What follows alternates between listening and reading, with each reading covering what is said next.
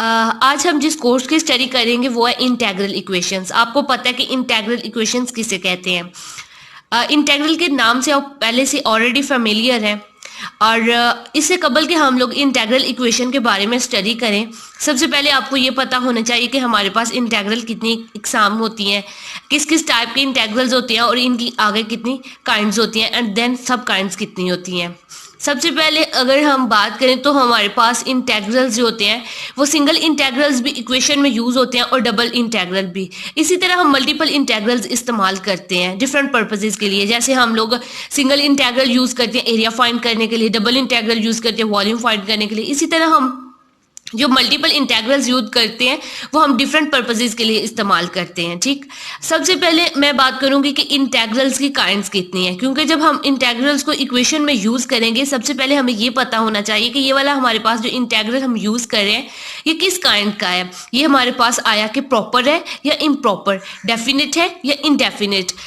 तो basically integrals को जब डिवाइड किया जाता है तो इंटेग्रल्स को दो काइंड्स में बेसिकली डिवाइड किया जाता है। ठीक, सबसे पहली काइंड इसकी आती है डेफिनेट इंटेग्रल। ये आपको पता है किस तरह के इंटेग्रल्स होते हैं, और इनडेफिनेट इंटेग्रल दूसरे होते हैं।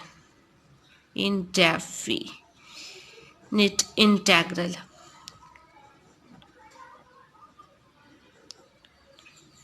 अच्छा, अब इसको ना एग्जाम्पल के थ्रू से अंडरस्टैंड करते हैं, फिर हमारे लिए ज़्यादा क्लियर हो जाता है कि कौन सा हमारे पास डेफिनेट है।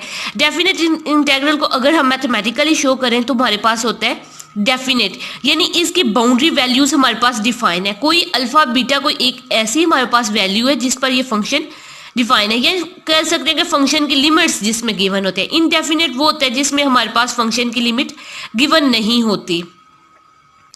उसके बाद हम लोगों ने डेफिनेट इंटेग्रल को फर्दर टू काइंड्स में डिवाइड किया है।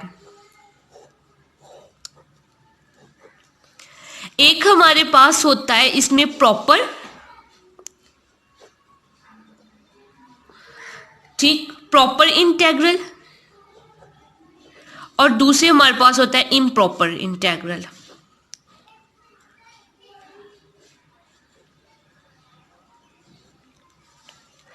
सबसे पहले हम बात करते हैं प्रॉपर इंटेग्रल की। प्रॉपर इंटेग्रल हमारे पास वो वाला होता है, एक ऐसा इंटेग्रल जिसका हमारे पास आंसर जो है वो एक डेफिनेट फॉर्म में आए, एक प्रॉपर आंसर हमारे पास आए। यानी हमारे पास अगर ये अल्फा बीटा फॉर्म में है तो एफ ऑफ एक्स, जब हम इस जो फंक्शन है या इस हम इंटेग्रल वाली इक्वेशन को सॉल्व करेंगे, इसकी इंटीग्रेशन करेंगे, तो हमारे पास जो आए आंसर वो हमारे पास डेफिनेट हो। यानी अगर मैं आपको एग्जांपल के थ्रू बताऊं तो कुछ यूं मैं लिखूंगी, मिसाल के तौर पर अगर हम लिखें 0 to x हमारे पास है एक फंक्शन, उसमें हमारे पास लिमिट 0 से x तक है और हमारे पास जो फंक्शन है वो है √t-1 और d(t). जब हम इसको सॉल्व करेंगे तो हमारे पास एक जो है प्रॉपर आंसर आएगा। ये कभी भी ये वाला फंक्शन जो है हमारे पास इन्फिनिटी नहीं बनेगा, अनडिफाइंड नहीं होगा। इवन तो अगर हम इसके अंदर लिमिट्स भी पुट करेंगे तो हमारे पास ये फंक्शन अनडिफाइंड नहीं बनेगा। लेकिन इसके बरअक्स जब हम प्रॉपर इंटेग्रल्स की बात करते हैं तो हमारे पास जो है या तो हमारे पास इसकी लिमिट्स जो होती हैं वो इन्फिनिटी होती है, इन्फिनिटी टू इन्फिनिटी होती है, जिससे हमारा जो फंक्शन होता है एफ ऑफ एक्स जो होता है उसके अंदर जब हम पुट करते हैं तो वो हमारे पास ज़ीरो फॉर्म में आ जाता है या अनडिफाइंड फॉर्म में आ जाता है। ज़ीरो फॉर्म में तो वो डेफिनेट फॉर्म हो जाएगी ना, प्रॉपर इंटेग्रल में आ जाएगा अगर इसका आंसर हमारे पास ज़ीरो फॉर्म में आता है।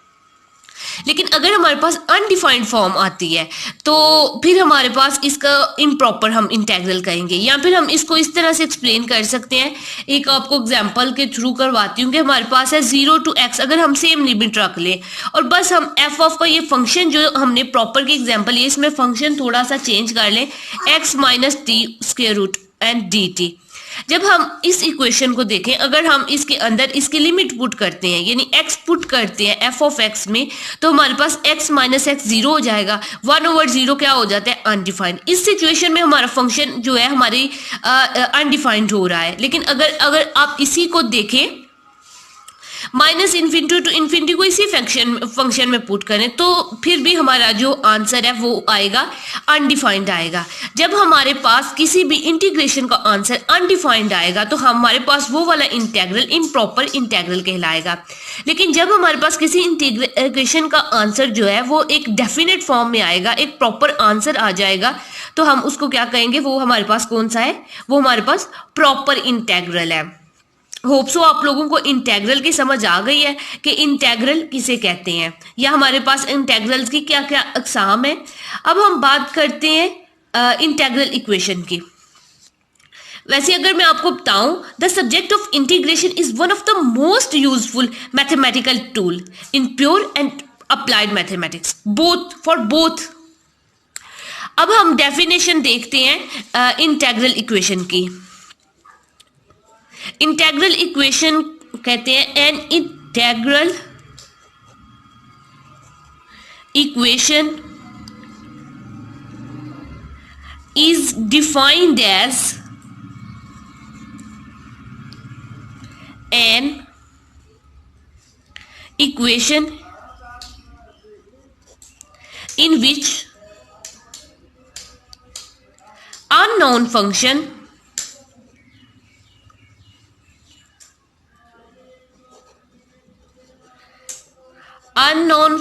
u of x, हमने कंसीडर जो अननोन फंक्शन किया वो u of x to be determined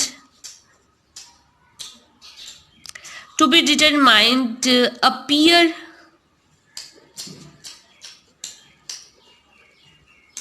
under the integral sign।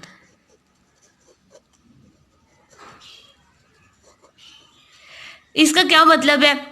इसका मतलब ये है कि हमारे पास एक फंक्शन उसी वक्त, हमारे पास एक इक्वेशन उसी वक्त इंटेग्रल इक्वेशन कहलाएगी अगर उसके अंदर एक अननोन जो फंक्शन है जिसको हमने u of x कॉल किया है वो हमारे पास जो एक अननोन फंक्शन है वो इंटेग्रल साइन के अंडर हो।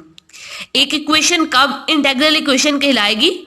एक इक्वेशन इंटेग्रल इक्वेशन उसी वक्त कहलाएगी अगर हमारे पास जो अननोन फंक्शन है वो इंटेग्रल साइन के अंडर आए। मैं इसको जनरलाइज फॉर्म में इस तरह लिखूंगी, u of x is equal to f of x plus lambda alpha to beta k of x comma t u of t d of t। इसका क्या मतलब है? इसका ऊपर वाली अगर एग्जाम्पल को हम देखें, उन्होंने कहा है कि हमारे पास इंटेग्रल इक्वेशन तभी कहलाएगी अगर हमारे पास जो अननोन फंक्शन है वो इंटेग्रल साइन के अंडर हो। हमारे पास जो u of x है वो इंटेग्रल साइन के अंडर है, तो ये इक्वेशन हमारे पास क्या है? इंटेग्रल इक्वेशन है। अगर हमारे पास इधर डबल इंटेग्रल होता, यानी अगर हम इधर एक और इंटेग्रल लगा लेते, a से b कर लें और इधर हम लिख देते d ऑफ x, तो ये भी हमारे पास एक इंटेग्रल इक्वेशन होती। इंटेग्रल इक्वेशन का मतलब है कि मिनिमम आपके पास एक इंटीग्रेंट जरूर होना चाहिए विद u ऑफ x, एक अननोन फंक्शन के साथ एक इंटीग्रेशन का साइन जरूर होना चाहिए। अगर आपको इस क्वेश्चन में बताऊं तो ये हमारे पास u ऑफ x है, ये हमारे पास f ऑफ x है, ये कोई फंक्शन है, और हमारे पास यहाँ पे जो लैम्डा है ये हमारे पास एक जो कहते हैं आइगन नंबर को शो कर रहा है, किसी आइगन, क्योंकि हम जब आपको पता है जब हम आइगन वैल्यूज फाइंड करते हैं तो हम उसको लैम्डा से रिप्रेजेंट करते हैं। अल्फा से बीटा हमारे पास जो है वो लिमिट्स हैं, वो इक्वेशन की लिमिट्स है, और अब हमारे पास इसमें जो t हो रहा है वो हमारे पास एक dummy variable, as a dummy variable use हो रहा है, जबकि k of x comma t ये हमारे पास कर्नल है। कर्नल आपको पता है किसी भी इक्वेशन में जो कर्नल होता है वो एज अ न्यूक्लियस काम करता है, एक सेंट्रल पार्ट के तौर पर हमारे पास काम करता है। x हमारे पास इंडिपेंडेंट वेरिएबल है और हमारे पास u क्या है? डिपेंडेंट वेरिएबल है। u हमारे पास dependent, x independent, alpha beta हमारे पास लिमिट्स और k हमारे पास कर्नल है। और अब हम इसकी फर्दर देखते हैं कि इसकी इंटीग्रल इक्वेशन की नेक्स्ट कितनी काइंड्स है, वो हम नेक्स्ट वीडियो में डिस्कस करेंगे। होप सो आपको इंटीग्रल इक्वेशन की समझ आ गई होगी। Thank you.